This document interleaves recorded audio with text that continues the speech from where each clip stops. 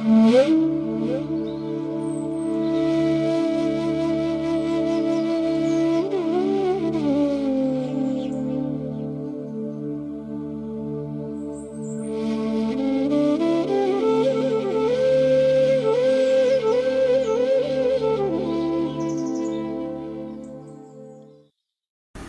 देवी सर्वभूतेषु मातृरूपेण संस्थिता नमस्तस्यै नमस्तस्यै नमस्तस्यै नमो नमः।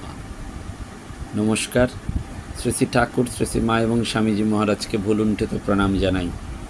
देवी भागवतमे बला हच्छे एवं सर्वत्र भूतेषु स्थावरेषु चरेषु च ब्रह्मादिस्तव पर्यन्तं ब्रह्मांडे हस्मि मातः। हे महातपा ऋषिवृंद, এই ব্রহ্মাণ্ড মধ্যে আব্রহ্ম স্তম্ভ পর্যন্ত স্থাবর জঙ্গম সমুদয় পদার্থেই তিনি বিরাজ করছেন। সেজন্য বারবার বলা হয় শিবে চ তামসী শক্তিস্তয়া সু সংহার কারক ইত্যুহং মনসা সর্ব বিচার্য চ পুনঃ পুনঃ। শিবে তামসী শক্তি সম্পন্ন বিদ্যমান বলেই ইনি সংহার করতে পারেন। মনে মনে পুনঃ পুনঃ বিচারপূর্বক সকলের এই রূপ জানা উচিত। সত্যি সত্যি দনুজ দলনী মহিষাসুর মর্দিনী শ্রী শ্রী দুর্গা এই উপমহাদেশে বহুকাল থেকে পূজিতা হয়ে আসছেন। শরৎকালের এই পূজা অকাল বোধন নামে পরিচিত। বসন্তকালে রাজা সুরথ এবং সমাধি বৈশ্য প্রথম এই পুজো করেন। পরে শ্রীরামচন্দ্র রাবণ বধ উপলক্ষে শরৎকালে করেন। বর্তমানে বাংলার ঘরে ঘরে এই শারদীয়া পূজা এবং হিন্দু ধর্মে যত পূজা প্রচলিত আছে তার মধ্যে দুর্গা পূজাই সব থেকে জাঁকজমকপূর্ণ।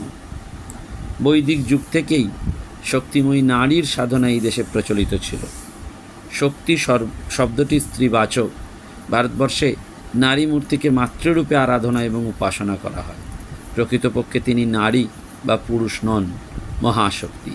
আর সেই মহাশক্তির অংশরূপিণী নারী শক্তি আমাদের ঘরে ঘরে বিরাজমানা এবং এই নারী শক্তির অবমাননাতে ধ্বংস অনিবার্য। মনুসংহিতাতে বলা হচ্ছে যত্র নার্যস্তু পূজ্যন্তে রমন্তে তত্র দেবতা। অর্থাৎ যেখানে নারী শ্রদ্ধা এবং নারীরা শ্রদ্ধা এবং সম্মানের সঙ্গে বসবাস করতে পারেন সেখানেই দেবতা বিরাজ করেন। কিন্তু আমরা বুঝতে পারি না সেই নারীদের আমরা ব্যাধি দুঃখ অশান্তিতে ফেলি। তার কারণ তাদেরকে আমরা ভোগের বস্ত্র হিসাবেই সবসময় ভাবি।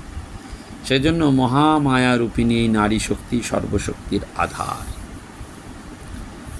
এবং মহাদেবীর সঙ্গে তার প্রতীক রূপে কলাবউ পূজিত হন, যার শাস্ত্রীয় নাম নবপত্রিকা। 9টি গাছের সমন্বিত রূপ কদলী, কচু, হরিদ্রা, জয়ন্তী, বেল, দারিম্ব, অশোক, মান এবং ধান। এই 9টি গাছের চারাকে শ্বেত অপরাজিতার দ্বারা লতা বেষ্টন করে কলাবউ সাজানো হয়। সমষ্টিগতভাবে মা দুর্গার প্রতিনিধি রূপে এদের অর্চনা করা হয়। এই নবপত্রিকা উদ্ভিদ জগতের প্রতিনিধি। মা দুর্গা উদ্ভিদ জগতেরও অধিষ্ঠাত্রী দেবী।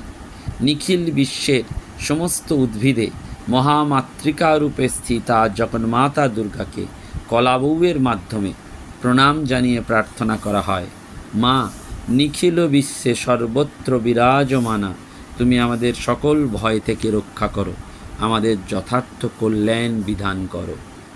সেজন্য বারবার বলা হয় এই শ্রী শ্রী দুর্গা পুজোয় যেমন ধর্ম অর্থ কাম মোক্ষ চতুর্বর্গ ফল, তেমনি ভক্তাধীন ভগবান ভক্তের ভালোবাসায় আবির্ভূত হন এবং মনোবাসনা পূর্ণ করেন।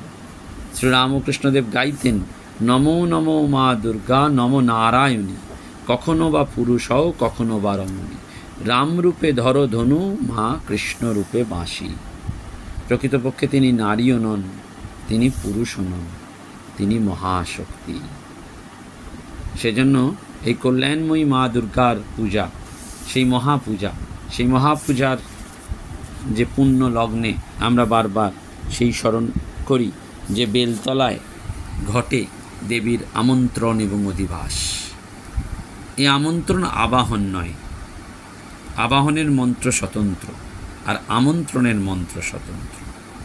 এখানে বলা হয় রম্ভা কচ্ছি হরিদ্রা চ জয়ন্তী বিল্লদারিমো অশোক মান কঞ্চেব ধান্যঞ্চ নবপত্রিকা। সেই জন্য এই কলা গাছ হচ্ছেন ব্রহ্মাণী, কচু হচ্ছেন কালিকা, হরিদ্রা হচ্ছেন দুর্গা, জয়ন্তী হচ্ছেন কার্তিকী, বেল হচ্ছেন শিবা, দাড়িম হচ্ছেন রক্তদন্তিকা, অশোকা হচ্ছেন শোকরহিতা, মানকচু হচ্ছেন চামুণ্ডা, আর ধান হচ্ছেন লক্ষ্মী। দুর্গাপুজোর আরম্ভ হয় সপ্তমীর দিন, আর বোধন হয় ষষ্ঠীর দিন সন্ধ্যের সময়। সপ্তমীর দিন সকালবেলায় পুজোর প্রথম কাজই হচ্ছে নবপত্রিকার স্নান। এই 9টি গাছ কলার খোলায় মুড়ে 9 গাছা পাটের দড়ি দিয়ে বাঁধতে হয়। পাট শব্দের অর্থ রেশম। বর্তমানে একটুখানি রেশম দেয়, বাকিটা পাটের দড়িই দেওয়া হয়। স্নানের ঘাটে এই নবপত্রিকা নিয়ে যাওয়ার আগে বোধনতলায় বেলগাছের ঈশান কোণে যে শাখায় জোড়া বেল থাকে সেই শাখাটি ছেদন করতে হয়, এবং ছেদন করে নবপত্রিকার মধ্যে এমনভাবে বসাতে হয় যে বেল দুটো যেন ওপরে দেখতে পাওয়া যায়, এবং একটা শ্বেত অপরাজিতার লতায় ওই 9টি গাছ বেঁধে দেওয়া হয়। নবপত্রিকার এই স্নান একটা বৃহৎ ব্যাপার। সাধারণ লোকে তাকে বলে কলা বউয়ের স্নান। নানারূপ বাজনা বাজিয়ে এই নবপত্রিকা ঘাটে নিয়ে যাওয়া হয়। সেখানে প্রত্যেক গাছের দেবতাকে স্বতন্ত্র স্বতন্ত্র মন্ত্র পড়িয়ে স্নান করতে হয়। রাজার অভিষেকে যেমন নানান সমুদ্রের নানান নদীর জল দিয়ে অভিষেক করতে হয়, নবপত্রিকার স্নানও সেই রকমই নানান নদীর নানান সমুদ্রের জল লাগে। হয়তো অত জল সংগ্রহ করতে পারা যায় না, সেই জন্য যে কয় প্রকারের জল পাওয়া যায় তাতেই এটি করা হয়। যেমন উগ্রচণ্ডার চন্দন জল, প্রচণ্ডার সুবর্ণ জল, চামুণ্ডার কর্পূর জল, অগরুর জল, নদীর জল, মধুপর্কের জল, মধুর জল, শিশির জল, হাতির দাঁতে যে মাটি ওঠে সেই মাটিগোলা জল, শুয়োরের দাঁতে যে মাটি ওঠে সেই মাটিগোলা জল, নারসিংগীর বেশ্যার দুয়ারের মাটিগোলা জল, ডাকিনীর চৌমাথার মাটিগোলা জল, আর শাকিনীর নদীর উভয় কূলের মাটিগোলার জল। এইভাবে এবং এই নবপত্রিকাকে স্নান করিয়ে গা মুছিয়ে আলপনা দিয়ে পিঁড়ার ওপর বসানো হয়, এবং বর্বর বলা হয় যে এই সময় যে বিভিন্ন বাজনা বাজে, গঙ্গার জলে স্নান করানোর সময় মালব রাগের বাজনা বাজাতে হয়, ললিত রাগে, প্রভাসের রাগে দুন্দুবি বাজনা, ভীম বাদ্য এইভাবে চলে। এবং নবপত্রিকার মধ্যে যে 9টি দেবী আছেন, সপ্তমী, অষ্টমী, নবমী 3 দিনই ষোড়শোপচারে তাদের পুজো হয়। আর মানকচুর যে দেবতা চামুণ্ডা, তার বিশেষ পুজো, সেটি সন্ধি পুজো। সন্ধি পুজোয় অন্য কোনো দেবতার অধিকার নেই, কেবল চামুণ্ডারই অধিকার। সেজন্য অষ্টমী এবং নবমীর সন্ধিক্ষণই হচ্ছে এই সন্ধি পুজো। এবং নবপত্রিকাকে লোকে কলা বউ বলে, কিন্তু লোকে গণেশের পাশে বসেন বলে নবপত্রিকাকে গণেশের কলা বউ বলে, কিন্তু ইনি গণেশের বউ নন। যদি গণেশের বউ হতেন তাহলে গণেশের বাম দিকে বসতেন, ডান দিকে বসতেন না। এটা বারবার আমাদের মনে রাখতে হবে। দুর্গা পুজো এই বসন্তকালে হয়, রামচন্দ্র শরৎকালে করেছিলেন, সেজন্য চণ্ডীতে এই পুজো শরৎকালে আছে। বলা হচ্ছে শরৎকালে মহাপূজা ক্রিয়তে যচা বার্ষিকী তস্বাং মম তন্মাহাত্ম্যম শ্রুত্তা ভক্তি সমন্বিত। এবং এইভাবে পুজো করা হয়। দুর্গোৎসব একটা মহাপুজো। আমরা প্রত্যেকেই জানি যে এই পূজাতে দেবীর বিসর্জনও স্বতন্ত্রভাবে হয় এবং নবপত্রিকার বিসর্জন করতে হয়। এবং বারবার বলা হয় যে নবপত্রিকা পুজো মেধস ঋষির কথা শুনে সুরথ রাজা মাটির মূর্তি গড়েই পুজো আরম্ভ করেছিলেন। সেই মূর্তি যে কী সেটা ঋষি বলেননি, সেটা দশভূজা কিনা তাও জানা যায় না। মূর্তির সাথে লক্ষ্মী, সরস্বতী, কার্তিক, গণেশ থাকবেন কিনা সেটাও জানা যাবে যায় না। কিন্তু শারদীয়া পুজো, এই মূর্তি পুজো এইভাবেই আরম্ভ হয়েছিল। এবং এই দুর্গা উৎসবের ব্যাপারে আমরা যদি একটু পিছিয়ে যাই তাহলে দেখা যায় যে এই শারদীয়া পুজো একটা অতি প্রাচীন কালের শরৎকালের উৎসব। এবং এই উৎসব শরৎকালে গাছপালা নিয়েই হতো। পৃথিবীর সর্বত্র এরকম গাছপালা নিয়ে উৎসব আছে। অ্যানথ্রোপোলজির পুস্তক পড়লে দেখা যায় যে পৃথিবীর নানান স্থানে শীতের প্রারম্ভে এরকম গাছপালা নিয়ে উৎসব হয়। ক্রমে সেই গাছপালার অধিষ্ঠাত্রী দেবতাও আসেন এবং সেই দেবতাদের মূর্তিও হয় এবং পরে দুর্গা মাহাত্ম্য নামে এক পুস্তকের উৎপত্তি হয়। দুর্গা মাহাত্ম্যের সঙ্গে মিলিয়ে 9টা মূর্তি থেকে ছোটোখাটো মূর্তি বাদ দিয়ে বড় বড় মূর্তি দিয়ে উৎসবের প্রতিমা গড়া হয়। ক্রমে সেই সকল মূর্তি এক মূর্তিতে অন্তর্হিত হয় এবং তিনিই প্রধান মূর্তি বা দুর্গা রূপে পূজিত হন। এবং সত্যি সত্যি এই ঋতু পরিবর্তনের সময় থেকেই এই পুজো শুরু হয় প্রাচীনকালে। এবং নবপত্রিকা পুজো যে দুর্গা উৎসবের আসল পুজো, সেটি বারবার যেমন সিদ্ধান্ত করা হয়, তেমনি কৃত্তিবাস বলেছেন যে বসন্তকালে দেবীর যে পুজো, সেটাই রামচন্দ্র শরৎকালে করেছেন। নবপত্রিকার অনেক পাতাই হয়তো বাসন্তী পুজোর সময় পাওয়া যায় না, যেমন গুড়ি কচুর গাছ একেবারেই পাওয়া যায় না, হলুদের পাতা পাওয়া যায় না। সেই জন্য অতি প্রাচীনকালে লোকে দেবতা, সর্বত্রই দেবতা বা স্পিরিট বলে মনে করত। তারা মনে করত জগতের সমস্ত বস্তুই অদৃশ্য, অপ্রত্যক্ষ দেবতা। সেই জন্য গাছপালায় যে গজায়, ফুল ফলে, সবই দেবতার খেলা। এজন্য প্রাচীন গ্রন্থে বৃক্ষাভিমানিনী দেবতা এবং পর্বতাভিমানিনী দেবতার নাম পাওয়া যায়। এবং নবপত্রিকার প্রথম গাছ হচ্ছে কলা গাছ। প্রথম দেবতা ব্রহ্মাণী, ব্রহ্মার শক্তি। হলুদ গাছের অধিষ্ঠাত্রী হচ্ছেন দুর্গা। জয়ন্তী গাছের অধিষ্ঠাত্রী দেবী হচ্ছে কার্তিকী। কার্তিক থেকেই দেবতাদের জয়, সেই জন্য। তারপর বেলগাছ শিবের বড় প্রিয়, সেখান থেকে শিবা। এবং অশোক, আমরা জানি দারিম গাছ, অশোক গাছের অধিষ্ঠাত্রী দেবী হচ্ছে শোকরহিতা। অর্থাৎ এই নবপত্রিকা কিন্তু দুর্গোৎসবের একটা প্রধান অঙ্গ। এবং সেই জন্য এই যে মহা সপ্তমীতে এই নবপত্রিকার যেমন পুজো হয়, তেমনি বোধনের কথাও আমরা বারবার জানি। এই বোধন হচ্ছে শারদীয় দুর্গাপূজার একটা অবশ্য কর্তব্য অঙ্গ। যেহেতু আশ্বিনের শুক্লা মাসে এটি হয়ে থাকে, সেই জন্য, অর্থাৎ শুক্লা তিথিতে, সেই জন্য আমাদের এইটিকে বারবার স্মরণ করতে হয় যে আশ্বিনের শুক্লা ষষ্ঠীর সন্ধ্যায় বিল্ল শাখায় দেবীর এই বোধন হয়। সপ্তমী পুজোর আগের দিন কল্পারম্ভ এবং সন্ধ্যাতে বোধন হয়। শরৎকালে যেহেতু অকাল বোধন, অর্থাৎ তার জাগরণ হয়। কিন্তু দুর্গাপুজোর সাথে আরেকটি বিশেষ ব্যাপার যেটি রয়েছে, সেটি হচ্ছে যে ব্রহ্মবৈবর্ত পুরাণে নারদ নারায়ণ সংবাদে আছে, যেখানে বলা হচ্ছে যে প্রথম বৃন্দাবনের রাসমণ্ডলে শ্রীকৃষ্ণ ভগবতী দুর্গার পুজো করেছিলেন। দ্বিতীয়বার মধু এবং কৈটব দৈত্যের ভয় থেকে পরিত্রাণের জন্য তিনি এই মহাদেবীর পুজো করেছিলেন। এবং তৃতীকীর্ত যে রয়েছে তাতে দুর্গাপুজোর 7টি কল্প আছে। কৃষ্ণ নবমাদি কল্প, ভাদ্র মাসের কৃষ্ণা নবমীতে দেবীর বোধন করতে হয়। প্রতিপদাদি, আশ্বিনের শুক্ল প্রতিপদ থেকে আরম্ভ করে নবমী পর্যন্ত। ষষ্ঠাদি কল্প, সন্ধ্যাকালে বিল্ল শাখায় দেবীর বোধন। সপ্তমাদি কল্প, সপ্তমী থেকে নবমী। মহাষ্টমী কল্প, মহানবমী কল্প, এইভাবে। এবং বিভিন্ন যানে দেবীর আগমনের কথা রয়েছে, প্রত্যাবর্তনের কথা রয়েছে।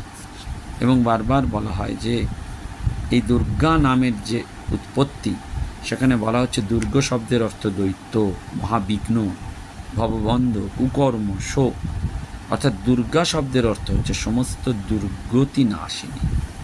মার্কেন্ড পুরাণে বলা হয়েছে দুর্গাসী দুর্গ ভবসাগর নৌরসংজ্ঞা। এই দুর্গম ভবসাগরণের একমাত্র তরণী তুমি দুর্গা। সেজন্য বলছে দুর্গাত সংত্রায়তে যস্মাৎ দেবী দুর্গেতি কথ্যতে। দুর্গতি থেকে রক্ষা করেন বলেই দেবীর নাম দুর্গা। বারবার বলা হচ্ছে যে দেবী পুরাণে যে সমস্ত সংকট, শত্রু, ভয় থেকে উদ্ধার করেন হচ্ছেন এই দুর্গা। আরেকটি বারবার বলা হচ্ছে দ উ র গ আ, এটি হচ্ছে দুর্গা। দ মানে দৈত্য নাশক, হস্য মানে বিঘ্ন নাশক, রেপ মানে রোগ নাশক, গ মানে পাপ নাশক, আর আ মানে ভয় শত্রু নাশক। অর্থাৎ দৈত্য, বিঘ্ন, রোগ, ভয়, পাপ, শত্রু থেকে যিনি রক্ষা করেন তিনি দুর্গা। একেবারে একেবারে দুর্গা। সেই জন্য ঠাকুর বলতেন না, প্রতিমায় আবির্ভাব হতে গেলে 3টে জিনিসের দরকার। প্রথম পূজারীর ভক্তি, দ্বিতীয় প্রতিমা সুন্দর হওয়া চাই, তৃতীয় প্রিয় স্বামীর ভক্তি। অর্থাৎ পুজো ঠিকমতো অনুষ্ঠিত হতে গেলে 3 জনের সমন্বয় হওয়াটা দরকার। সেই জন্য আমাদের বারবার মনে রাখতে হয়, পূজকের তপস্যা যেমন চাই, পূজার প্রাচুর্য যেমন চাই, প্রতিমার মনোহারিত্বও ঠিক চাই। এই 3টির ফলেই দেবতা সন্নিহিত হন। সেজন্য স্বামীজি বারবার বলছেন, জীবাত্মার স্বাভাবিক প্রয়োজনেই এইগুলির অভ্যুদয় হয়েছে। বিভিন্ন শ্রেণীর মানুষের ধর্ম পিপাসা চরিতার্থ করার জন্য এইগুলির অভ্যুদয় হয়েছে। স্বামীজি বারবার বলেছেন, সেই বেদান্তের দিক থেকে, যেখানে অস্থিভাতি প্রিয় সেখানেই তার প্রকাশ। ঈশ্বর লাভ হলে আর প্রতিমা পুজোর দরকার হয় না। ঠাকুর সেটি বারবার বলছেন। আসলে পুজো হচ্ছে এই গন্ধাদির দ্বারা যেমন অর্চনা, তেমনি নানান দ্বীপ পুষ্প ইত্যাদির দ্বারাও অর্চনা। এবং এই যে পূজা, বিরাটের স্বরূপের উপাসনা আর প্রতীক উপাসনা, এই 2টি মতেই এই পুজো করা হয়। অর্থাৎ যেখান থেকে আমাদের পবিত্রতা আজাত হয়, সেবক এবং ঈশ্বরের যে ঐক্য, সেটাই হচ্ছে পূজা। সেই যোগযুক্ত হওয়াটা, সেইটি কিন্তু এই দুর্গা পুজো, যেটি এই নবপত্রিকার মাধ্যমে আমরা আজকে স্মরণ করলাম। এবং তার আমন্ত্রণ অধিবাস রয়েছে। বারবার শাস্ত্রে অধিবাসের নানান রকম অর্থ করা হয়েছে। বলা হয়েছে যে দেবতার স্থাপনাকেই বলা হয় অধিবাস। অধিবাসয়তি স্থাপয়তি দেবতা অনিন। অধিবাস মানে অধিকার করা, আশ্রয় করা। অনুষ্ঠানের মন্ত্রের সাথে সাথে এই ভাবের সুন্দর মিল দেখতে পাওয়া যায়। অর্থাৎ সেই দেবতাকে এখানে আবাহন করা হয়, পুজো করা হয় এবং তার কাছে প্রার্থনা করতে হয়। এই মহাপূজা, যেখানে দুর্গা দেবী সপরিবারে যে শুধু পূজিত হন তা নন, মহিষাসুরের যেমন পুজো হয়, আবরণ দেবতারও পুজো হয়। এমন কোনো দেবদেবী নেই যাদের পুজো এই সময় হয় না। বিভিন্ন রূপের সাথে 64 যোগিনী, কোটি যোগিনী, দেশবাসিনী, অষ্টভৈরব, অষ্টশক্তি, তাদেরও পুজো করা হয়। এবং চালচিত্রের সাথে সবার ছবি যেমন আঁকা হয়, দেবদেবীর চিত্র, তেমনি দুর্গা দেবীর বিভিন্ন লীলা, অন্য দেবদেবীর লীলাও কিন্তু এখানে আঁকা হয়। এবং এইভাবেই দুর্গাপুজোর ক্রমটিকে আমরা বারবার মনে রাখি। এবং আমরা সেই জন্য দেবীর কাছে বারবার প্রার্থনা করি, দেবী প্রপন্নার্থী হরে প্রসীদ, প্রসীদ মাতরে অগতাখিলস্য, প্রসীদ বিশ্বশ্বরী পাহি বিশ্বম, তমেশ্বরী দেবী চরাচরস্য। নমস্কার, ধন্যবাদ। প্রাণারাম প্রাণারাম প্রাণারাম প্রাণারাম প্রাণারাম প্রাণারাম কি যেন